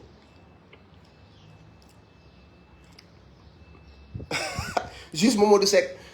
bon j'irai pas jusque là juste Mamadou Seck il a abandonné le dossier il a ses raisons mais j'irai pas jusqu'à quand même Dame Mbodj borom layam yi xam nga Dame Mbodj bu nekkoon assemblée du layam yi ah assemblée on a besoin d'avoir des hommes de valeur nit ñoo xam ni même suñ bokkoon ci Ousmane Sonko su leen Ousmane Sonko bëggee voter benn affaire yoo xam ne baaxul ci réew mi dañ naan ko lii duñ ko voter mais loolu la ñu woowee député tey jii nii même soo bokkoon ci ñoom Ousmane Sonko nekk président ñëw indil la lu ñu war a voter tax lii baaxul àndu teg say principe baaxul ci réew mi da nga naan lii du ma ko voter mais député bu naan man sama yoon nekku ci réew mi député Macky Sall la lu mu indi ma voté c'est une catastrophe c'est une catastrophe. Non Djimo da ngay déconner quoi Djimo du ma la sax faale du ma la sax faale.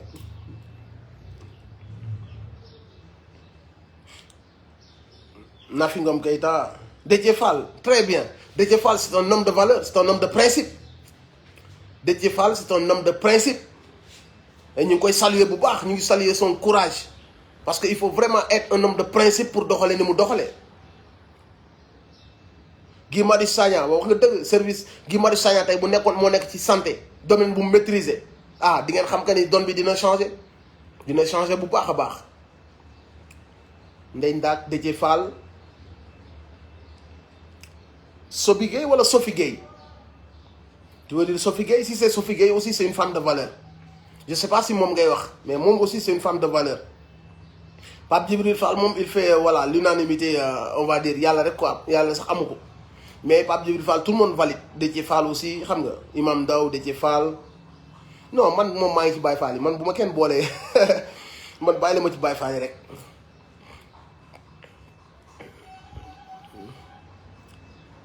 Pape Djibril Fall Dambodj Ndeye Khady waaw Ndeye Khady moom c'est une femme de valeur askan bi yëpp ñu koy remercier ci sincérité am honnêteté am ak ragal yàlla ba Sa Ndiogou c'est un homme de valeur parce que aussi mooy lu ma la wax rek il défend des principes mënoon na jaay son outil de communication plateforme am mënoon na ko jaay nguur gi di waxal nguur gi li mu bëgg mais il prend des positions te lu dëggu rek la Sa Ndiogou di wax. Assane Diouf c'est un combattant. Assane Diouf on a beaucoup de respect pour moom c'est un combattant. Clédor pareil c'est un vrai combattant et on a beaucoup de respect pour moom. Guy Marius waxatu nday waxam. Canabasse engagé très bien nouvelle génération bi gars yi amuñu seen fay parce que ñoom ñëpp dañu engagé et loolu lañ doon xaar ci hip hop musul taxaliko ak askan bi. Le hip hop a toujours roulé avec le peuple quel que soit Alpha donc anciens yi xàll yoon bi yëpp ñu ngi leen di big up waaw Bass moom mën nañu wax que ni ancien la quoi parce que aussi xam nga Karim waaw barki yàlla ñoom ñëpp mën nañ nekk ay député xanaa leer na ma ni xaw ma kuy sàcc alal réew mi wala kuy voter du n'importe quoi mais du nekk ñoom. Mansour bu Sen TV waaw c'est un homme de valeur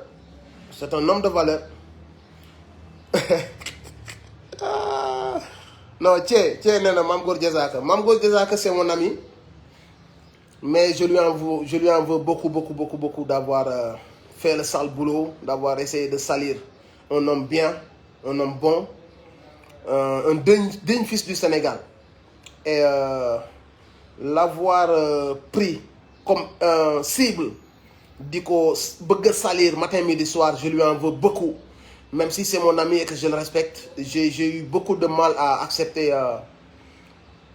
comportement bu mu am ci président Ousmane Sonko c'est très méchant de sa part te pourtant Baye Fall bi muy ñëw di Baye Fall du tooñ Baye Fall du jeng Baye Fall kenn du ko ger Baye Fall dëgg-dëgg nit ñee koy gënal xaalis Baye Fall dëgg-dëgg nit ñee koy gënal xaalis dëgg moo koy gënal lépp Baye Fall day oyof Baye Fall xaalis du ko yóbbu du ko këf bu ko màjjaalee ba ñu jox ko sax da koy yóbbu joxe ko àddiya. Dambodj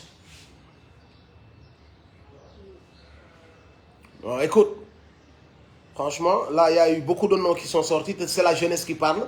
seen choix wu bopp kenn forcé wu leen kenn joxu leen xaalis et je pense que bu ñu bëggoon a avancer on doit se fier au choix de la jeunesse parce que seen tour moo jot. Dior Gueye une femme très brave waaw Dior Gueye beaucoup de respect pour Dior Gueye. Babacar Diop aussi docteur Babacar Diop bon gars yi parfois ngeen baal ma parce que am na yenn tour yoo xam si mën naa leen bañ a xam donc du coup damay tëb nantement parce que bëgg maa wax lu ma xamul aussi.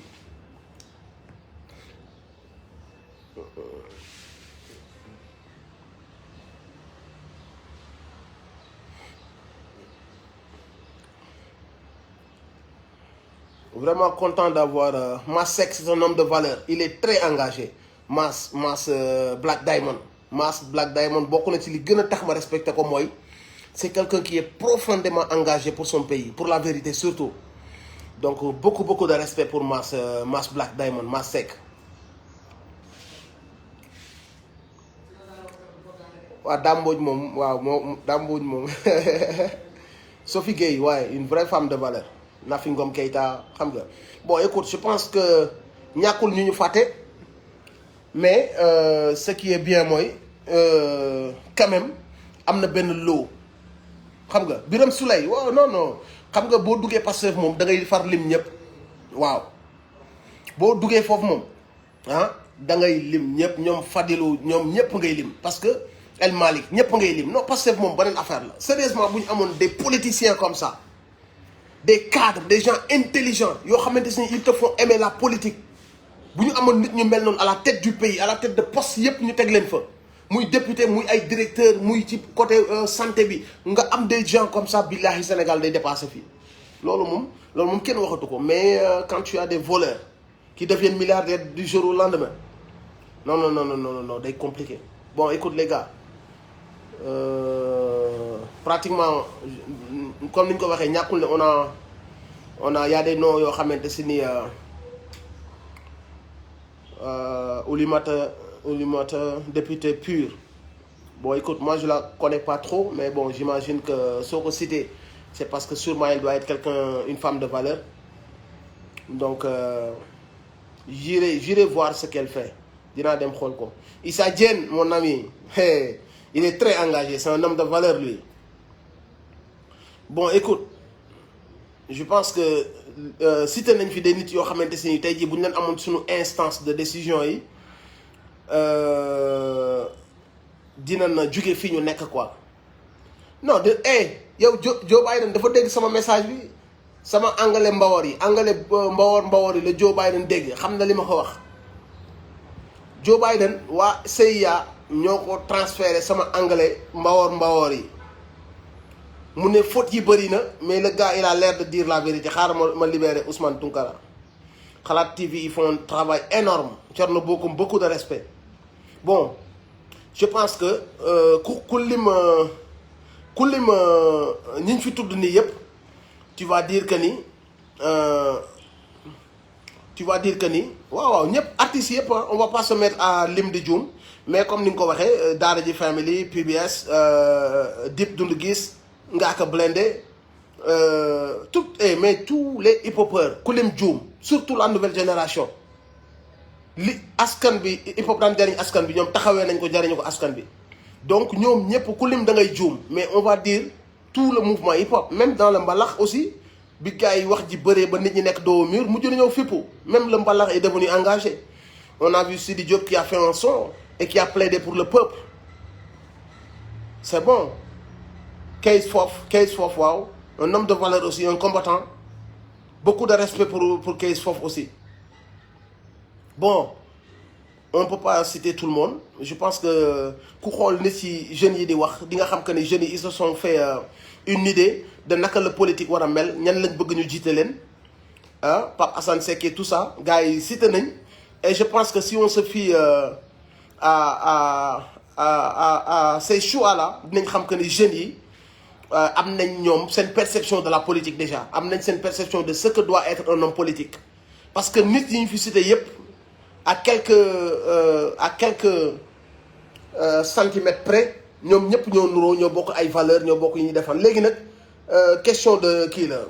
conflit de leadership man maay jiite maa war a nekk ci kaw maa fi jiitu diw maa ko mag maa ko jiitu ci politique lu tax may topp ci ginnaaw diw loolu rek moo fi am mais bis bu ñu jëlee l'intérêt général ñu mettre ko en avant dootuñu am problème mu kan moo ñuy jiite dañuy xool ki yàlla dogal ka ni mu ëpp popularité ëpp guddiñ toll ni c'est une évidence daal bu yàlla ne diw la ñëpp nañ ko xam mais ku ci nekk am l'honnêteté ak l'humilité da xool yow sa xam-xam ak sa mën-mën nga ñëw yokk ko ci combat bi mais bu ñu jëlee comment dire affaire yi de manière personnelle genre kii du ma jiite lan moo tax may topp ci ginnaaw diw Soran bul ma mere yow ñoo far lu tax nga mere ma wax ma ko balaa may quitter live bi maa ngi lay jégalu avant ma koy xam dis-moi Soran Fall lu tax nga mere ma bu fekkee ni defuñu l'intérêt général day tax ku ci nekk commencé natt sa bopp yëg sa bopp comprendre nga di xalaat ni man la li tax may topp ci ginnaaw diw te buñ commencé def loolu rek dañuy fàtte l'intérêt général man daal ñi ñu fi tudd ñi ñëpp maa ngi leen di ñaan ñoom ñëpp ñu gisante waxtaan seen biir autour d'un seul projet autour d'un seul leader pour un Sénégal nouveau pour un Sénégal meilleur.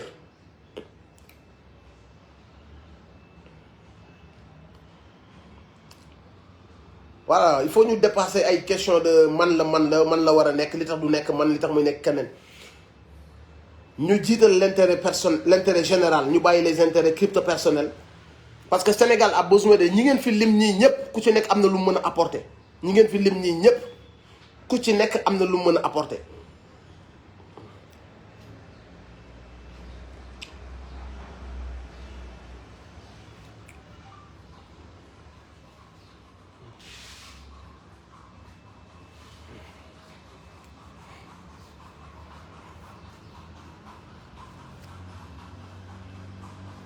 Moussa Balla Fofana. En tout cas, il y a eu beaucoup d'hommes de valeur qui ont été cités. Et ça se voit que les jeunes, ils défendent un choix.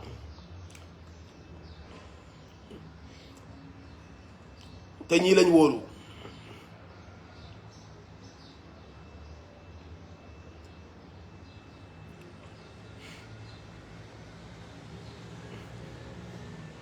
ñi ngeen fi tudd ñëpp pour la plupart c'est des hommes et des femmes de valeur yoo xam ne mën nañ changer Sénégal mais classe politique bi fi nekk moom nañu dem bu leen kenn rusati bu leen kenn ragal bu ñu ñëwatee suñu quartier yi quelle que soit élection bu mënta doon xam nga ne ay kàcckat ñoo fa ñëw nit du la nax benn yoon ñaari yoon ñetti yoon nga koy bàyyi chaque fois mu ñëw tenir le même discours bi même doxalin bi nuyu la ñëw sa dëj ñëw sa ngénte photo ak sa sëriñ làkk sa làkk kooku déedéet kooku day kàcc da lay manipuler boo respecté sa bopp da nga naan kenn du ma manipuler da ngay bañ non man moom duma ministre kapay joxal Kaana Baas mu nekk SODAV ak ministre de la culture ak yooyu noonu man moom saa yi man moom duma ministre man ab baykat laa non nit def ministre loolu ban dëkk la attends non duma ministre man ab baykat laa waa ab rappeur laa nag teg si rappeur engagé du ma sax activiste mais ab baykat laa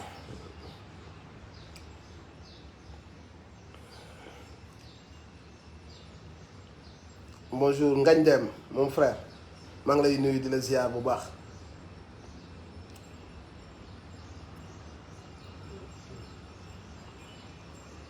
Mollah Morgun moom na ngeen koy jox place Moustapha Niasse Mollah mon ami c'est un homme de valeur Mollah c'est un homme de valeur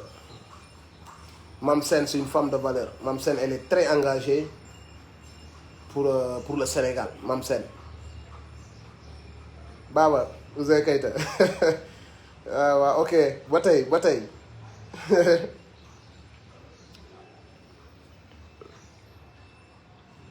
Dim Tekona merci beaucoup ça fait plaisir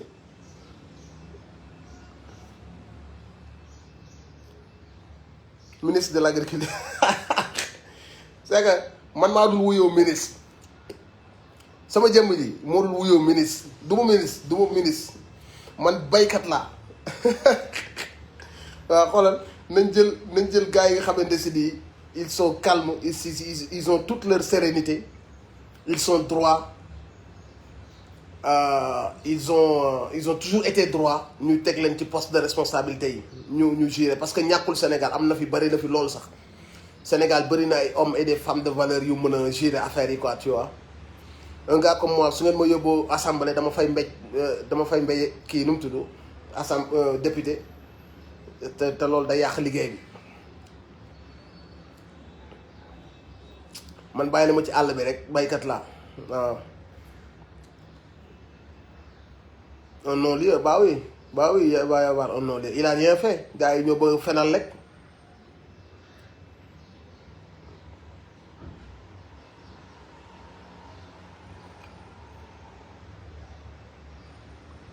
depuis Angola Aboul Aziz Sow ñu ngi lay show loo bu baax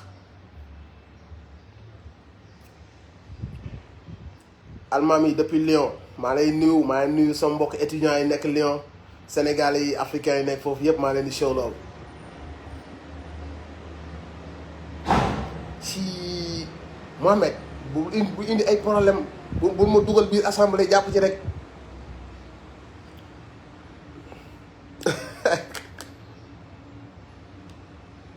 kii Fapa waaw damaa perte si rab bi man daal Fapa damaa perte si rab bi bàyyi ngan di perte la perte si rab bi ku baax doo ma wari foofu dara doo ma Orange Money bind ma nu mu tudd nan lañ koy wooyee bind ma par kii waay inbox nga wari ma soo ma tanee nga jàppale ma damaa perte si rab bi dimbali ma rek nga wari ma foofu 5000 sax baax na ma jënd ci suuf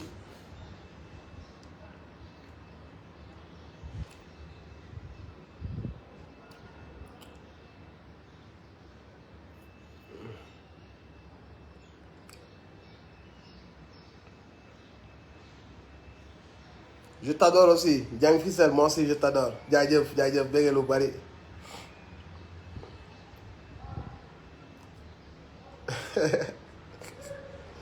non Bips man ab baykat laa de ab baykat laa déggoo ni ma la xanaa ab baykat laa de il faut sax yéen saison bay bii sax il faut booy ngeen préparé wu yéen ñëpp àll ba ngeen jëm bay ba ngeen préparé wu ñëppay bay il faut ñu décomplexer milieu bay bi mais imagine ngeen suñu béyee par échelle ngan di bay bu mag mais saa waay affaire yi donc cher bu boobaa bu cheratul nit ñi daan lekk ba suur te loolu day générer de l'emploi bay liggéey la amul complexe nit ki fi ngay dem di fa jël sa wecc di ci suturlu mais liggéey bu baax la xam nga sàcc moo baaxul di ñaan ñàkkal sa bopp fayda di yaakaar dina ay nit loolu moo bon parce que loolu boo ko yóbboo say doom doo am benn gëdd doo am benn valeur seen i bët mais soo demee rey sa bopp ci àll bi dóor ay affaire liggéey ñëw indi jox sa njaboot loolu baax na loolu lu baax la na gaa yëpp dem bay jël leen hectares yi bay ñi dóor gerte ñi dóor ñebe ñi dóor xam nga xaal ñi dem ci maraîchage bi ñi dem defi tomate salade oignon mais booy loolu day génne weccit te weccit boobu noonu mën nga ci suturlu te boo ci insister mën nga nekk nga baykat bu mag a mag millions yi di dugg sa compte xam nga ngay rey yor sa njaboot di dawal oto yi nga bëgg defar sa kër on s'en fout ministre ak ay député yooyu yëpp gënul bay nit ki liggéeyal rek moo am solo ban liggéey ngay def na nekk liggéey bu yàlla gërëm nga nekk di ci guy góorgóorlu loolu rek moo am solo donc la famille kontaan naa si échange bi ak yéen kontaan naa aussi ci tour yi ngeen ma jox même ñi ma ci xamul aussi dinaa leen bind dem xool après seen vécu ñoom la ñane tout ça mais le fait ngeen exprimer seen ay choix cité ay tour loolu rafetlu naa ko bu baax quoi merci beaucoup et maa leen di tuubal aussi ci sama dëngate wax bi quoi xam ngeen man xam nga genn wàllu nit laa genn wàllu dof da ngeen may bañ a topp dara rek ñoo far c'est la famille man seen xarit laa tu vois donc bu leen ma topp dara nekk leen si jàmm su ma sentiraate live danaa ñëw defaat beneen live ak yéen gros big up à tout le monde nekk leen si jàmm bu baax restez mobilisés le combat ne fait que commencer il y a eu des doléances yoo xamante si ni sëriñ bi waxal nañu ko président bi attendons de voir s'il va respecter ça ndax dina ko respecter espérons que ni moom du jànni suñu xalifa yi et que à partir de là ñu continuer s'il l'accepte ñu continuer ci jàmm s'il l'accepte pas des consignes seront données et que le combat continuera incha allah rabbi yaa salaam si yéen fa la nekk si àdduna bi Brakazeb wala